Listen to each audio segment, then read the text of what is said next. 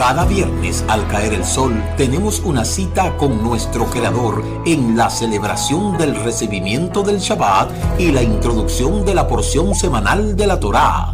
Suscríbase a nuestro canal Raíces Hebreas de la Fe para que reciba nuestras notificaciones de transmisiones a las 8 de la noche, hora del Atlántico. Les esperamos. Shabbat Shalom. Está en los cielos, Él hace todo lo que desea.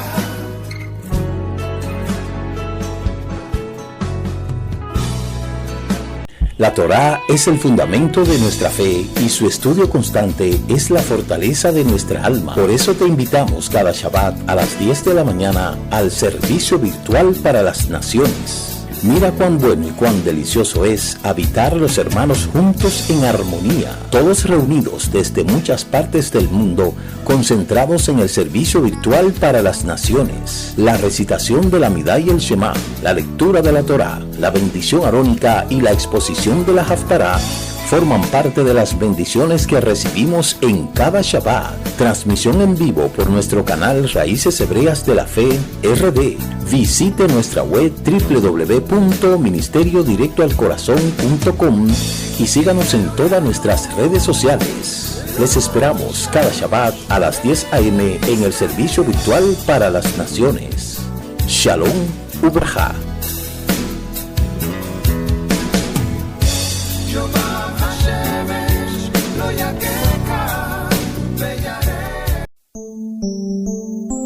Shabbat Shalom, Shabbat Shalom. Tengan todos un feliz Shabbat Shalom, Shabbat Shalom. Regocíjate en Adonai. Shabbat Shalom, Shabbat Shalom. Sean todos bienvenidos al inicio de la celebración del Shabbat y al comentario del estudio semanal de la Torá. El reposo lleno de paz que proveyó Adonai para su pueblo Israel.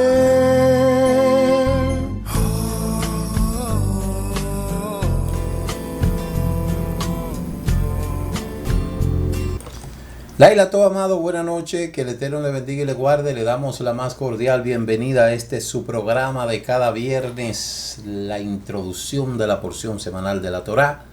Quien les habla, su amigo y hermano en el Mesías, el Roé Ricardo Mojica, y somos el Ministerio Mesiánico Internacional, directo al corazón, anunciando la restauración de Israel y de todas las cosas.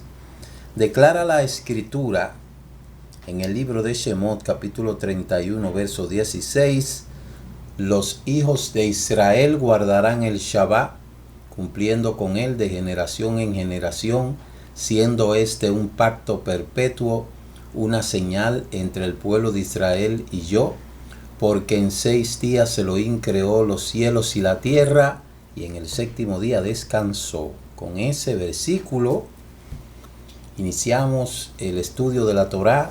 En esta semana tenemos la Parashá 39 que se llama Juká. Juká, de ahí es donde viene la palabra Juquín, mandamientos expresados que no tienen una razón lógica. Se habla de la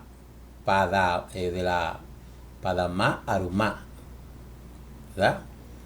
La vaca mermeja.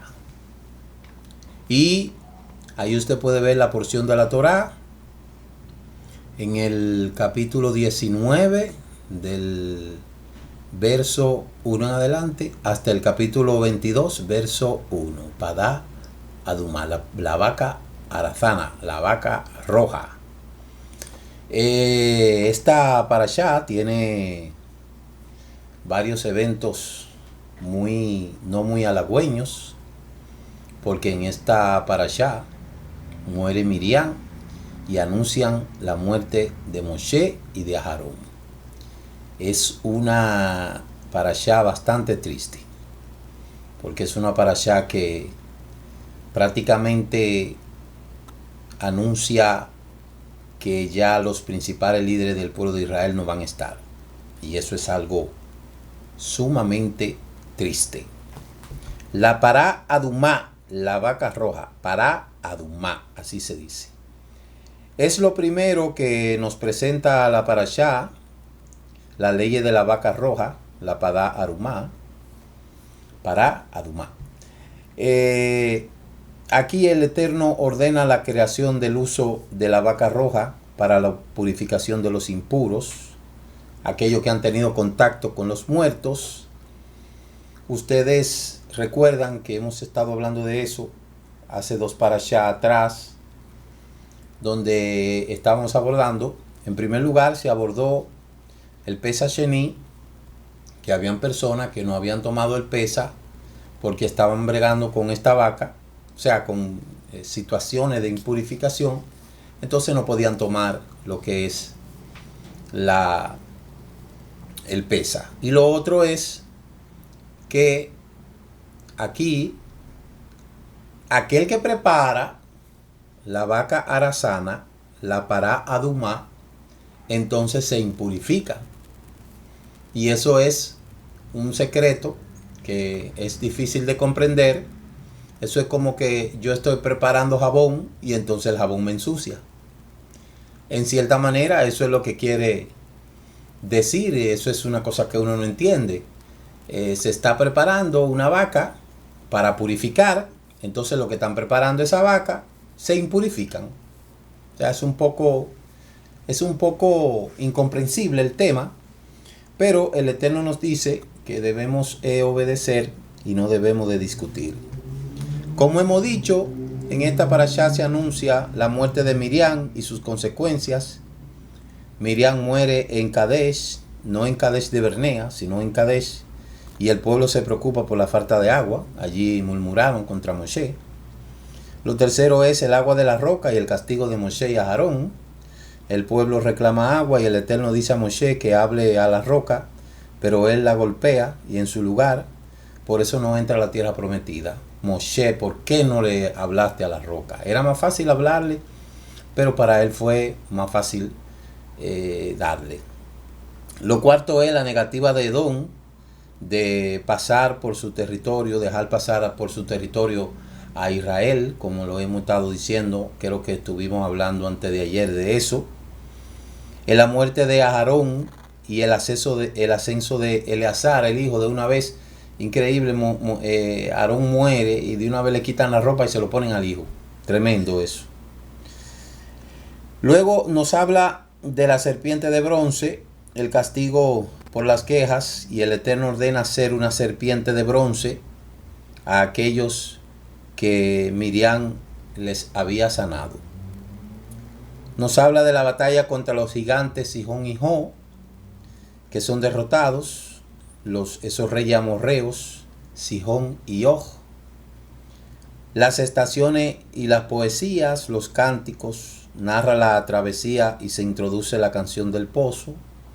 Y por último, el viaje hacia la tierra prometida. Israel continúa hacia el territorio de Sihón y Og y conquista varias ciudades. Entonces, comenzando desde arriba con lo que es el misterio de la Pará Adumá, de la vaca mermeja, la vaca roja. En el ciclo pasado yo estuve hablando acerca de eso, porque todos los años salen en la noticia que ya en Israel nació la vaca roja. Entonces yo siempre digo, pero ¿y cuántas vacas rojas que van a nacer? Nunca ha dejado de nacer vaca roja. Y en el 2023 vimos que en Israel hicieron un mikra y quemaron la vaca roja. Usted sabe que allá en Israel hay un lugar en donde están haciendo el mikra del templo. El Instituto del Templo, que es una institución que vela para poder educar a la gente tocante a lo que es el templo. Cuando uno va camino al cótel, a mano derecha, ahí usted puede ver que hay un lugarcito que dice el monte del templo, donde ahí venden muchísimas cositas y presentan varias cositas. Entonces ahí Supuestamente ellos tienen toda la logística del templo, tienen la ropa de los levitas, supuestamente hay levitas, tienen todos los utensilios que había en el Mishkan o en el Beit Hamikdash. Allí supuestamente tienen lo que es la menorá, el altar de la propiciación, el altar del lavablo, el altar de bronce, la mesa de los panes de la propiciación, todo. Según ellos, tienen todo montado. En el altar de bronce, ahí es donde se sacrificaba. Y supuestamente, pues, han hecho mikra de sacrificio de animales, sobre todo de vacas. Entonces, nosotros sabemos que aunque nazcan 10.000 vacas rojas, no importa cuántas nazcan, esa vaca que se va a utilizar cuando se inaugure el tercer templo será una vaca, porque la vaca tiene que ser de un año. Entonces, esa parada Dumá es uno de los mandamientos más enigmáticos y específicos que aparecen en la Torá y se encuentra en el libro de Números, capítulo 1, capítulo 19, del 1 al 21. Consiste en la preparación de una vaca completamente roja, sin defecto, y que nunca haya sido utilizada para el trabajo, que debe de ser sacrificada y cuya ceniza se usan para purificar a aquellos que han estado en contacto con los muertos, ya que la impureza causada por el contacto con cadáveres requiere de una limpieza especial. Todas las personas que bregan con ese tipo de trabajo, eso tiene un nombre. Eso hay personas que se dedican a eso. Y también cualquier persona que haya estado en contacto con los muertos, allí era purificado por esa vaca.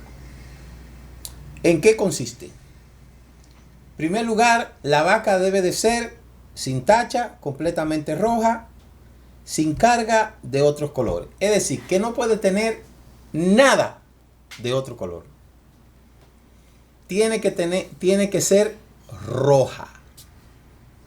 Segundo lugar, se sacrifica y se quema, y de esta quema se obtiene la ceniza. ¿Cuándo y en qué momento uno va a creer que una ceniza va a purificar a uno? Entonces, ¿sabes lo que es la ceniza? El resto ya cenizas casi no se anda viendo, solamente cuando se quema algo.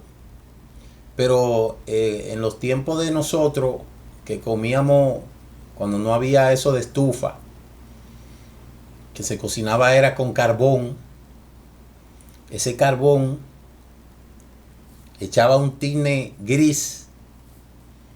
Y yo recuerdo que nosotros los muchachos nos comíamos la ceniza, se le echábamos a la china y nos las comíamos. Ese tinte gris que daba el carbón negro, esa ceniza, lo sacaban a las casas, le hacían en la cocina una maqueta rectangular y entonces le hacían 2 hoyos o distintos huecos para tomarlo como cardero. Entonces, del lado atrás del callejón se le metía la leña y en la cocina entonces se utilizaba el carbón. También se utilizaba el carbón ahí adentro, ya usted sabe, cuando se estaba cocinando, ya usted sabe el humo que había. Eso era una cosa tremenda. Señores, y nosotros sobrevivimos a todo eso. No había gas propano. Eso fue después que vino esa monería de gas propano. Pero antes nosotros cocinábamos era con carbón. Uno iba a comprar ahí, cómprame 5 pesos de carbón habían los carbones, los vendían en latas en la calle. No sé si usted, la gente de esa época se acuerda. Y era una comida bien sana, bien saludable.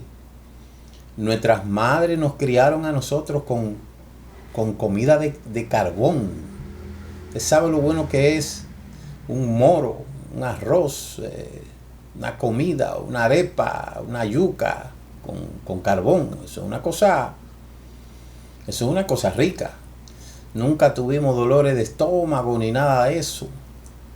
Y así se utilizaba. Entonces, esa ceniza, nosotros los muchachos la agarrábamos y hacíamos muchísimas cosas. A veces, para los tiempos de fiesta carnavalesca se pintaban con ceniza. Así que, para lo que menos servía esa ceniza era para purificarse, porque uno lo que hacía es que se ensuciaba.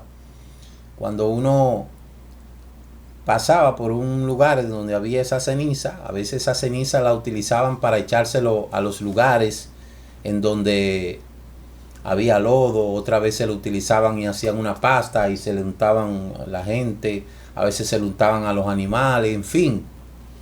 Entonces, esta ceniza de la vaca se obtenía para purificar a esa gente. Mire cómo uno ahora hace una relación de esos tiempos cuando se cocinaba con carbón, y uno recuerda todas esas cosas de lo que uno vivió en esa época tan bella, esa época tan linda, donde no había toda esa monería que hay ahora, no había pedido ya, no había esas cuestiones. Había uno que tenía que ir a veces a soplar el anafe, ve, asopla el anafe para que encienda, a veces se secaba, se mojaba el carbón y no encendía. Era una belleza todo. Todo eso era una belleza. Esta generación de hoy no sabe lo que es comerse una buena comida hecha al carbón de nuestra madre, en el carbón de mamá. Hoy en día toda esa monería que tiene la gente así, segapropano, eso. Después fue que vino eso. Yo no sé quién fue que trajo eso a nuestro país. Pero todas las cosas tienen que cambiar. Porque imagínense, si nosotros hubiésemos estado siguiendo, cocinando con carbón, no me imagino el precio que hubiese tenido que pagar la naturaleza.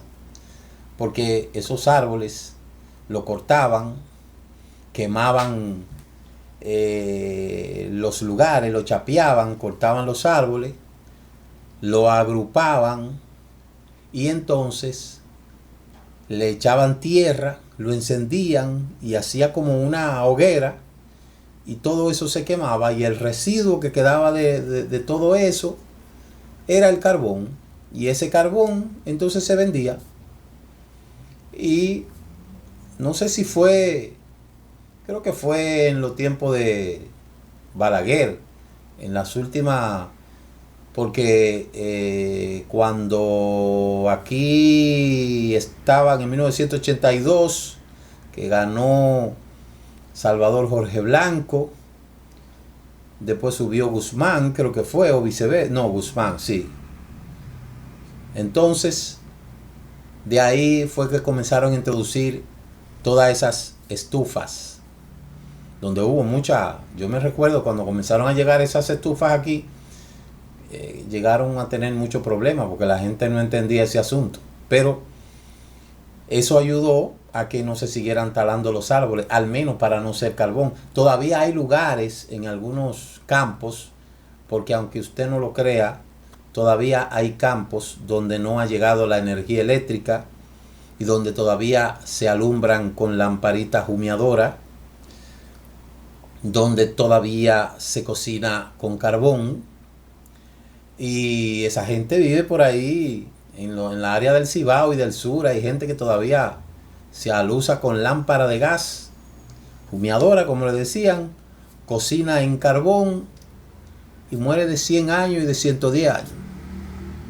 Gente que cosecha lo que siembra, cocina lo que tiene, siembra el plátano, siembra el rulo, la yuca, y luego lo cocina. Una belleza eso.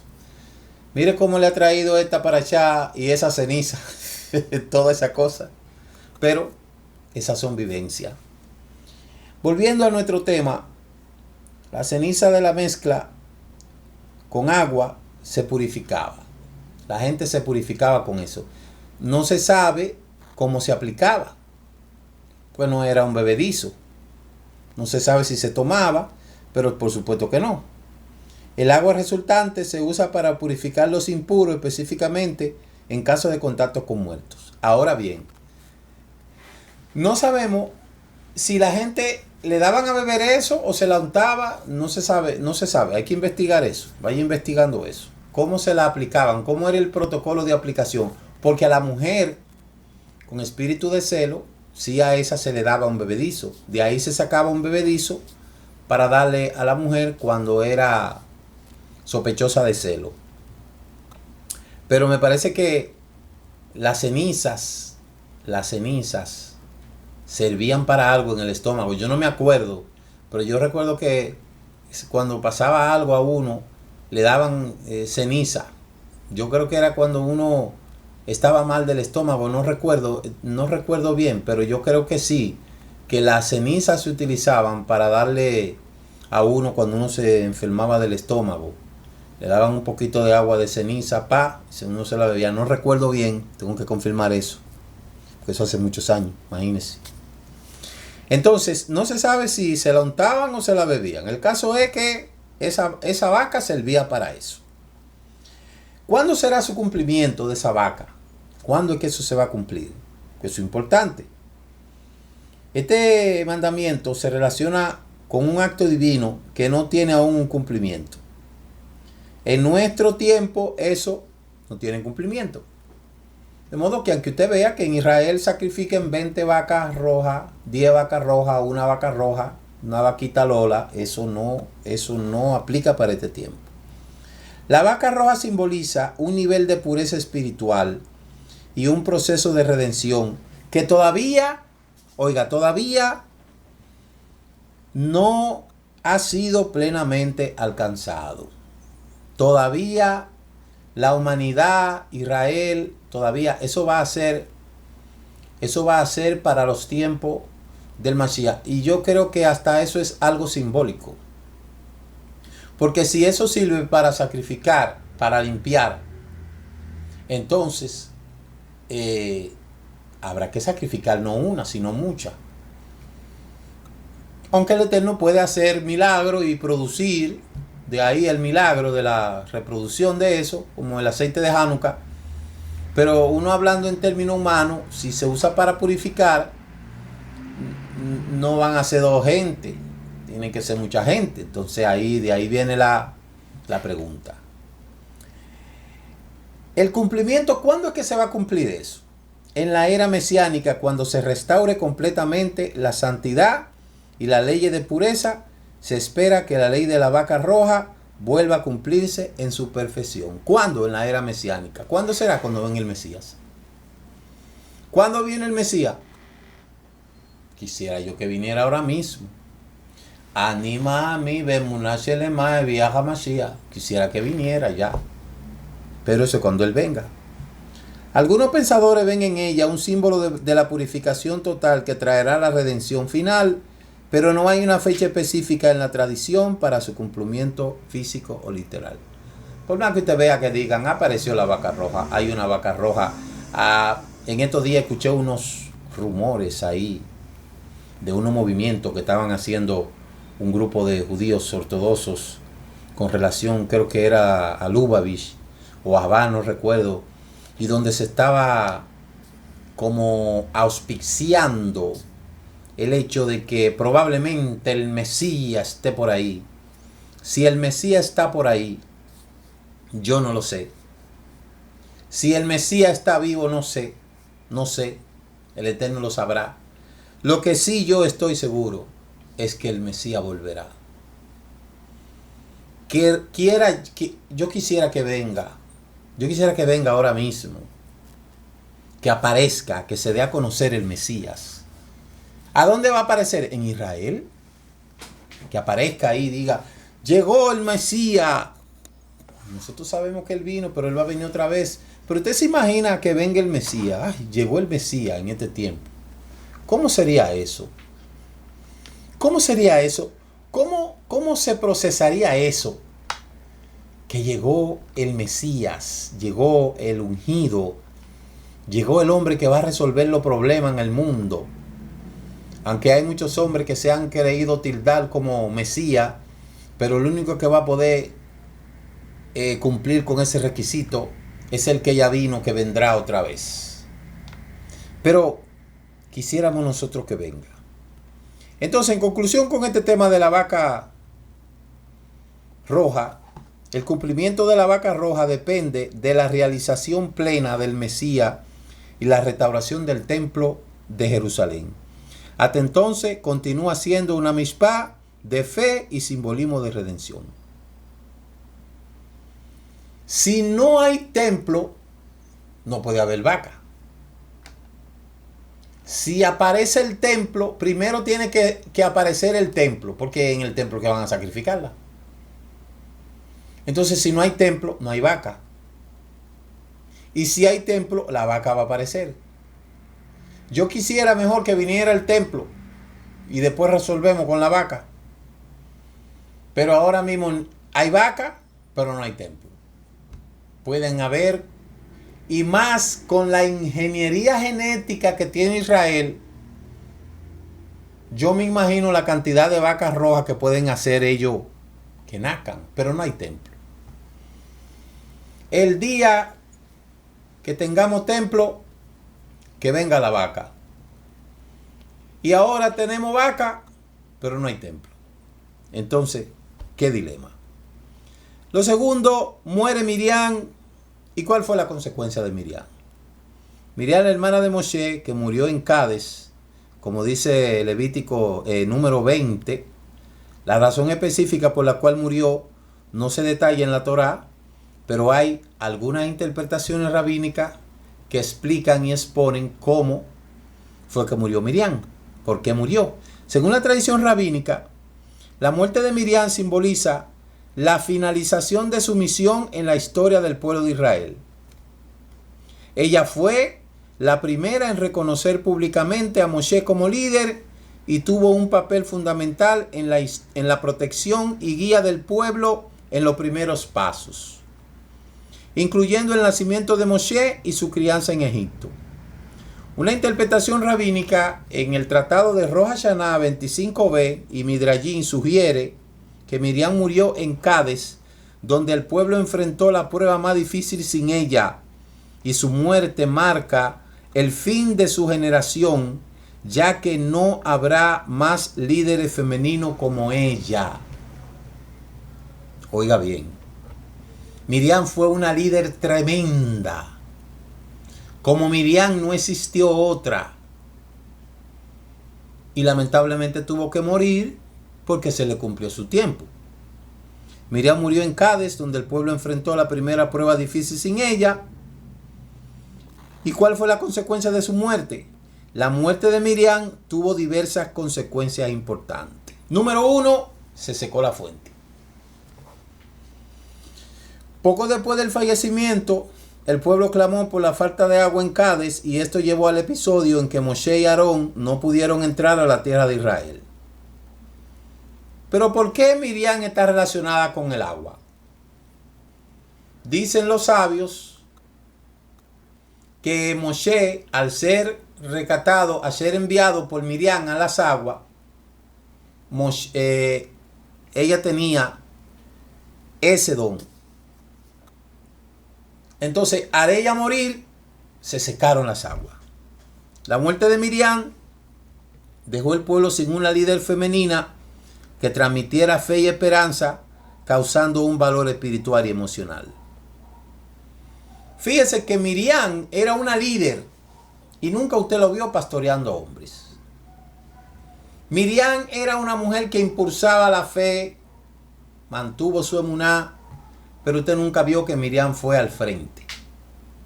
Usted nunca ha escuchado que Miriam y fue Miriam y exploró, y la pastora Miriam fue y exploró. No se habla de eso. Lo que indica que el protagonismo de las personas no quiere decir que siempre están al frente. Eso no es así. En este caso, las mujeres hacen muchas veces un mayor trabajo desde, no para decirle anonimato, porque esa no es la palabra que quiero llamarle, ni tampoco la sombra.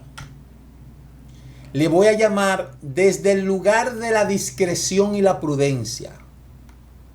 Mire qué tema más bonito yo encontré, para que no me vayan a tirar piedras. Las mujeres hacen un mejor trabajo desde la prudencia. Desde la prudencia. Y de esa manera, Miriam era una mujer que ejecutó un papel fundamental en la fe del pueblo de Israel. Nuestras esposas cumplen un papel muy importante en la vida de nosotros los hombres. Las esposas, sobre todo las esposas que guardan Torá, porque acuérdense que en la parashá pasada habían dos tipos de mujeres.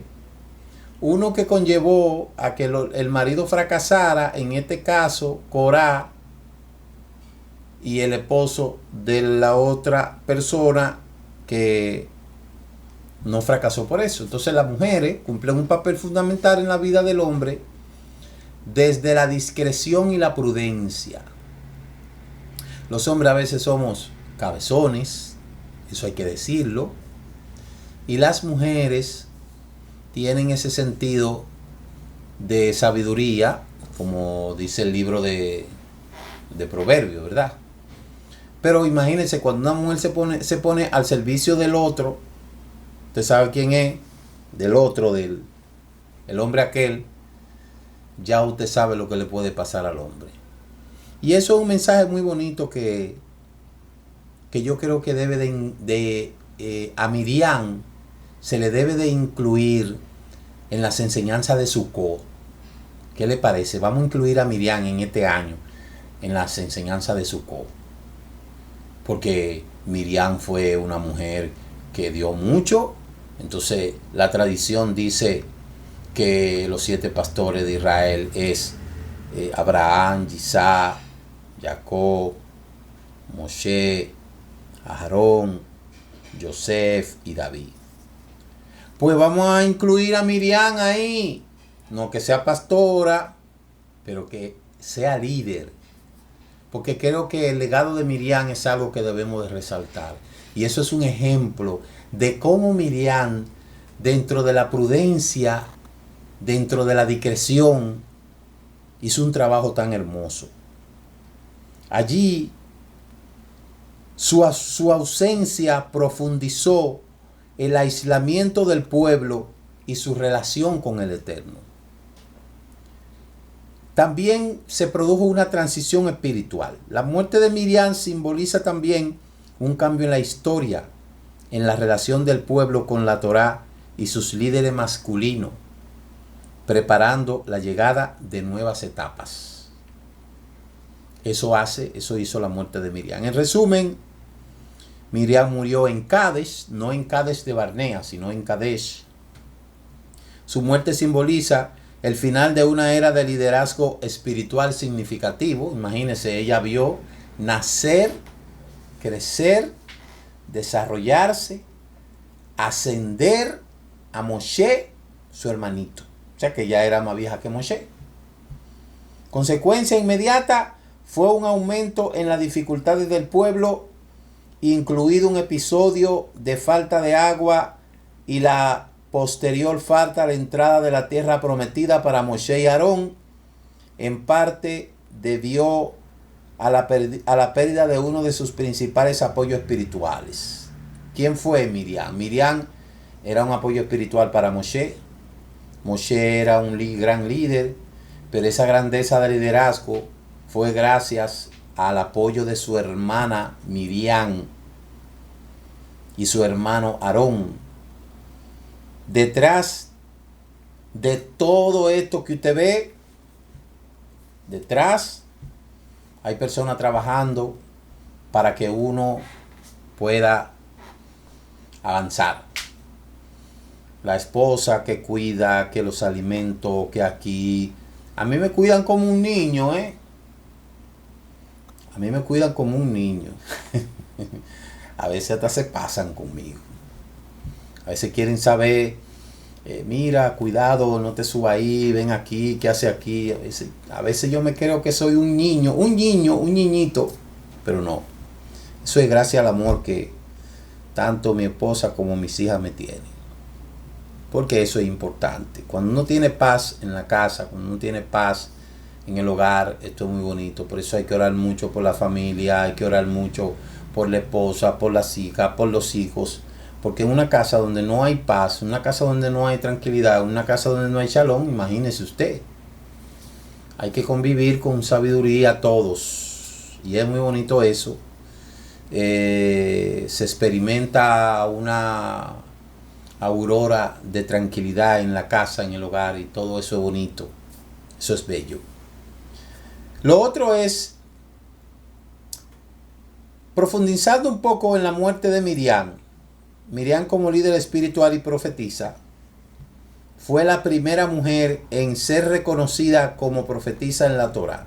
O sea, fue la primera mujer reconocida como profetisa en la Torá. Ella fue una figura de fe, esperanza y liderazgo en la comunidad. Su muerte dejó un vacío en el alma y dependía mucho de su presencia y guía. La pérdida de Miriam y el episodio del agua, tras su fallecimiento, el pueblo se queja por falta de agua, y la ausencia de Miriam, que había sido una mediadora espiritual, debilitó la confianza en el Eterno y sus líderes, y la falta de fe condujo a Moshe y Aarón que no pudieran entrar a la tierra prometida, en una consecuencia que muchos consideran que fue parte por la pérdida de Miriam. Porque Miriam era la hermana mayor de Moshe, y yo estoy seguro que Moshe escuchaba mucho los consejos de Miriam. Los rabinos no dicen eso, pero eso es así. La relación con la espiritualidad femenina, desde la perspectiva espiritual, Miriam representa la santidad femenina. En este año vamos a incluir a Miriam ahí. No sé cómo lo vamos a hacer porque son 7 noches, pero vamos a ver cómo lo hacemos. Tenemos que hablar de Miriam ahí, del perfil de Miriam. O quizá en el Shabbat, que es ese Shabbat de Sukkot, hablar ahí de Miriam, y que sea una mujer que hable de Miriam, no un hombre, una mujer. Allí la falta de fe condujo a Moshe y Aarón, como ya hemos dicho. La relación con la espiritualidad femenina representa la fe, la protección del pueblo. Su muerte simboliza la muerte prácticamente de esa protección. Como la comunidad necesitaba la continuidad de esos atributos para mantenerse fuerte. Señores, y hay que destacar algo. En toda la trayectoria del pueblo de Israel no se destacó una mujer en el desierto. Solamente la que le aconsejó mal a Corá. A Corá. Y la que aconsejó bien a la otra persona, que estuvo hablando la Isha la semana pasada. Y luego ahí habla de Miriam. Pero después no hay más mujeres que se destaquen hasta después que entran a la tierra, que ahí vemos que se manifiesta Débora, que no era pastora, y también Abigail. Y bueno, esto es una buena enseñanza para la belleza femenina. El fallecimiento enseña la importancia de la transición de fe y liderazgo de generación en generación y el impacto que la pérdida de figuras espirituales puede tener en la comunidad. Cuando muere un líder se siente. Por eso siempre yo le digo,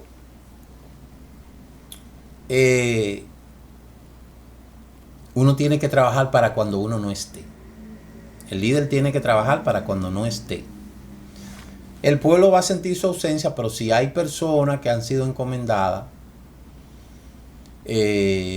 entonces el pueblo tiene que continuar, porque el pueblo tiene que continuar.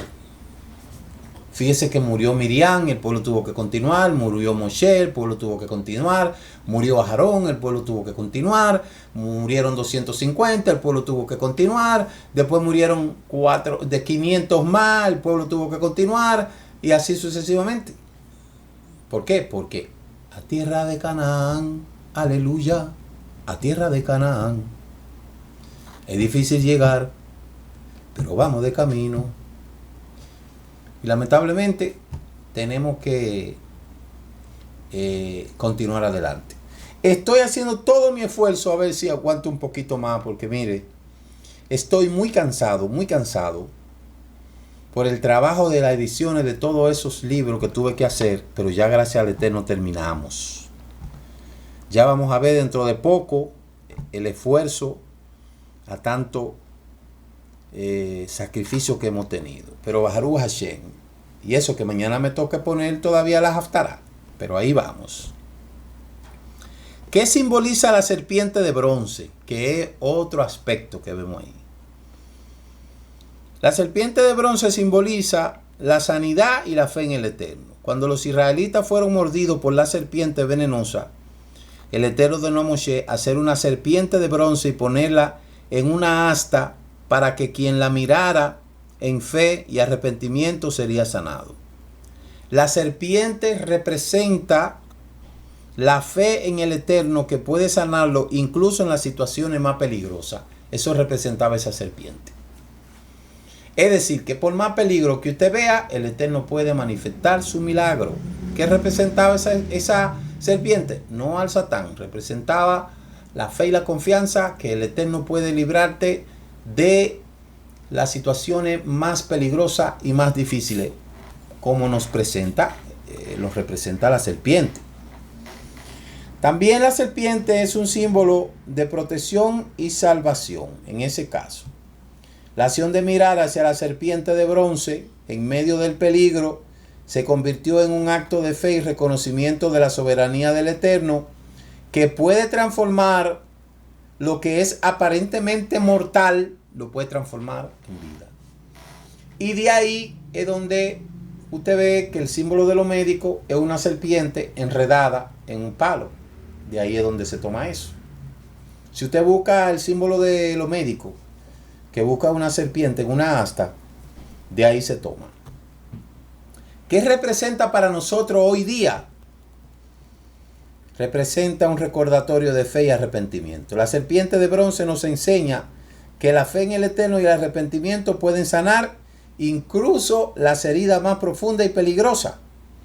La mirada a la serpiente de bronce simboliza poner mucha fe y reconocer nuestros errores y buscar la misericordia. Pero también la serpiente es una tipología mesiánica. Eso dicen comentarios ortodoxos. En la tradición judía, por medio del pensamiento, se interpreta que la serpiente de bronce como un tipo del Mesías.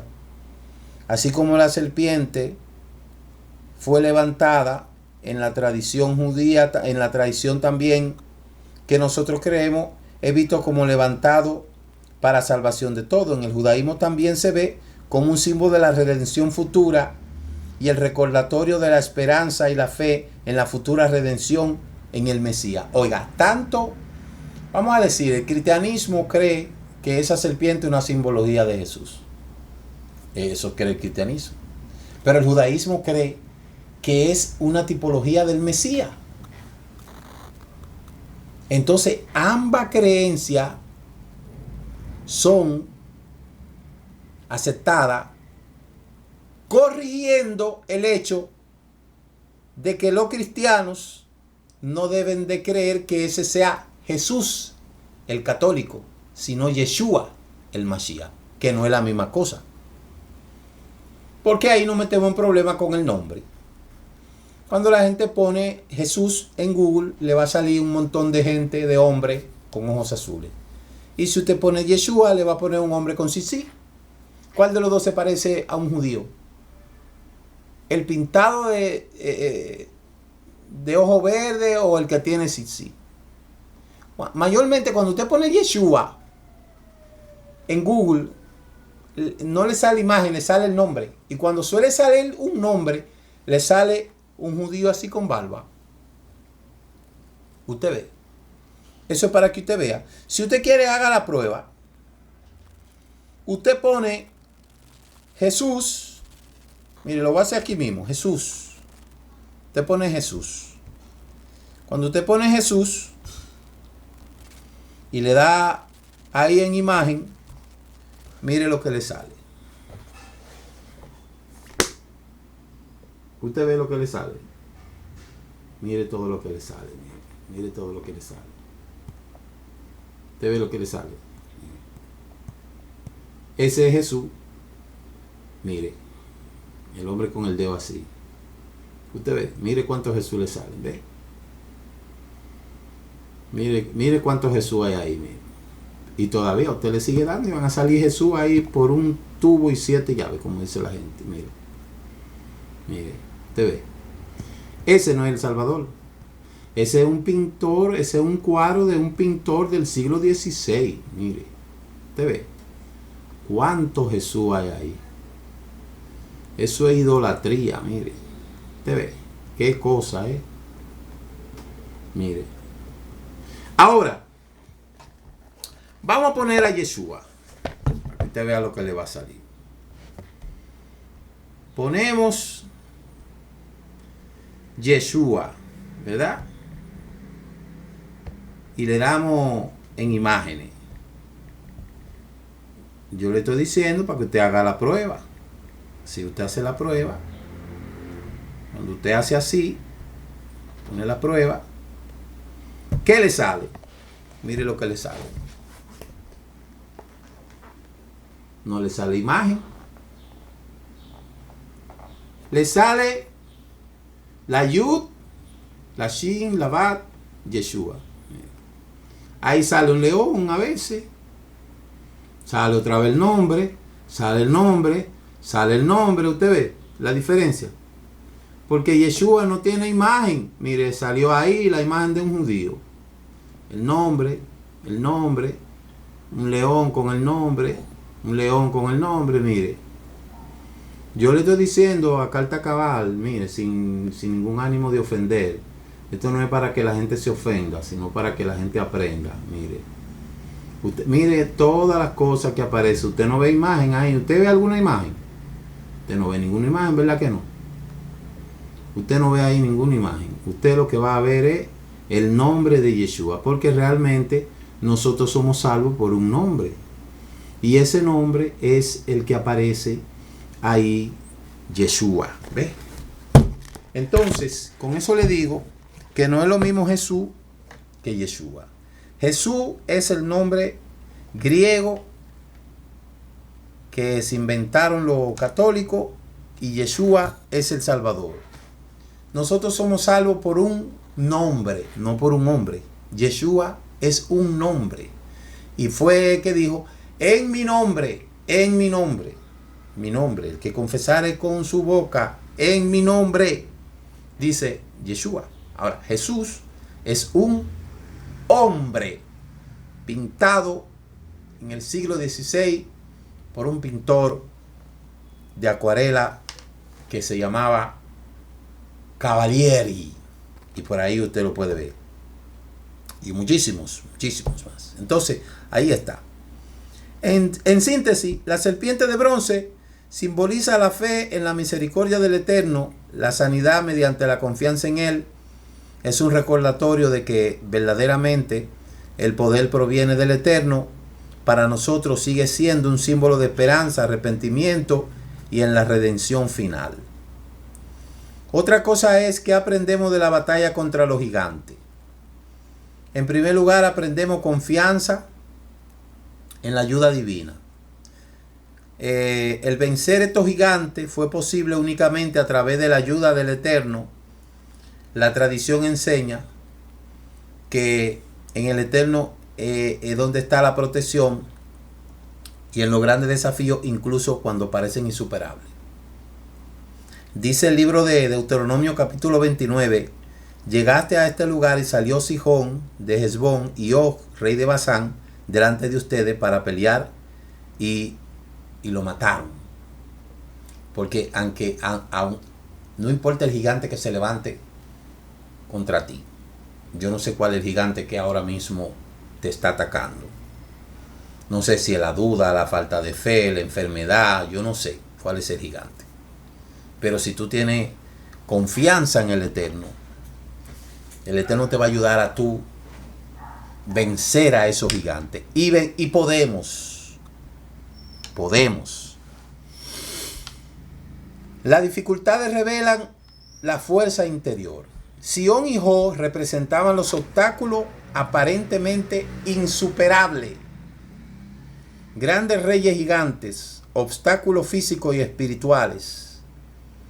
Y esa batalla muestra que con fe y esfuerzo podemos superar incluso los desafíos que parecen gigantescos. La historia nos recuerda que nuestros límites son relativos y pueden ser atravesados con la ayuda divina y la perseverancia. No importa cuál gigante sean. Si nosotros buscáramos una ilustración de los gigantes, Sihón y Og, ¿cómo serían esos muchachitos? Sihón y Og, ¿cómo serían esos gigantes? Esos muchachitos no eran fáciles, esos muchachitos. Eso, yo estoy hoy un poco práctico. Mire la ilustración aquí. Mire la ilustración, cómo eran esos muchachitos. Usted la puede ver ahí. Esos muchachitos no eran chiquitos, mire. Esos muchachos no eran chiquitos. Eran dos tremendos hombres. Como dicen por aquí, dos pencos hombres. Mírelo ahí. Pero no importa si esos pencos hombres eran grandes. El Eterno lo puso chiquitico, enano lo puso. Y el pueblo de Israel acabó con ellos, mírelo ahí. Esos gigantes tenían que tener unos cuantos metros, no eran de que muchachitos pequeños, no. Eran gente grande. Así de grande probablemente tu problema, tu enfermedad, tu escasez, tu preocupación, tu falta, tu duda, no importa. Si tienes fe y confianza, el Eterno va a destruir ese gigante. Así que, mire, esos muchachos, yo quisiera que usted vea esa foto de cerca, mire. Eso era tremendo. Eso es tremendo. Esos muchachitos, mírelo aquí otra vez, mire. Esos muchachitos no eran chiquitos. Mire. Estoy haciendo un poco ilustrativo hoy. Para acordarme de mi viejo tiempo cuando yo presentaba las ilustraciones así. Mire los gigantes, los chiquitos que eran esos muchachos. ¿Y qué hicieron? Se lo comieron como pan. ¿Por qué? Porque el Eterno Elohim de Israel es fuerte. Esos gigantes, si yo no estuviera tan cansado, mañana le hiciera una diapositiva para hablar de la dimensión de esos gigantes, pero no voy a poder. Entonces, no importa cuán grandes sean tus problemas, tus dificultades, el Eterno te ayuda a vencer. Allí también muestra el papel del liderazgo y la valentía. La historia destaca la importancia del liderazgo, la valentía, la confianza en la misión. Incluso en medio de los desafíos formidables, la valentía de los líderes y del pueblo fue fundamental. También simboliza que no debemos de temer a los obstáculos, sino enfrentarlos. Cuarto, el triunfo en un beneficio de la misión divina. No fue solo por la fuerza militar, sino que formaba parte de un plan divino para Israel. Esto nos enseña que el ganar nuestra batalla y los éxitos en la vida tienen un propósito superior cuando estamos alineados a la voluntad del Eterno y reconocemos la grandeza del Eterno. Sion y Jo nos recuerda que no es solo nuestra fuerza, sino con la ayuda del Eterno. En la canción de una señora que cantaba: no fue mi fuerza que me libró de las cadenas, su gracia me salvó. Una mujer que cantaba ahí mucho tiempo. No sé dónde anda, está por ahí, pero esa canción la cantaban mucho. Usted y yo la cantábamos mucho. En conclusión, la batalla contra estos gigantes simboliza que con fe, valentía y esfuerzo, la ayuda divina puede superar obstáculos y... Gracias, hija. Y tanto interno como externo, nuestro camino hacia la santidad y la justicia. Mañana yo voy a seguir darle continuidad a esto, porque esto me gustó mucho esta parashá. Mañana en la Haftará vamos a estar hablando de eso también. Así es que mire cómo el Eterno hace de algo malo, hace algo bueno. El Eterno siempre ayuda a su pueblo, nunca deja a su pueblo ahí abandonado. Y creo que para muestra un botón, Él está con nosotros. Amén. Así que mañana no se pierda la continuidad. Vamos a continuar mañana en la Haftará. Shalom, Shabbat Shalom. Shabbat Shalom, Shabbat Shalom. Tengan todos un feliz. Muchas gracias por habernos acompañado en este inicio de la celebración del Shabbat y el comentario del estudio semanal de la Torá. Les esperamos mañana a las 10 a.m. en el servicio virtual de las naciones. Recuerde suscribirse a este canal Raíces Hebreas de la Fe y comparta con otros esta bendición. Shabbat Shalom. Dicen nuestros sabios, es más lo que ha hecho el Shabbat por Israel que lo que Israel ha hecho por el Shabbat. El Shabbat nos ha preservado como pueblo.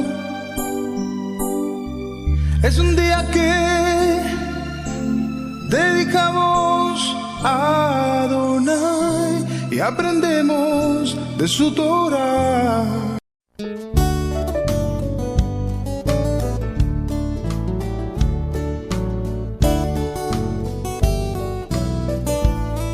Si este programa es de bendición para usted, dele clic, comente y comparta.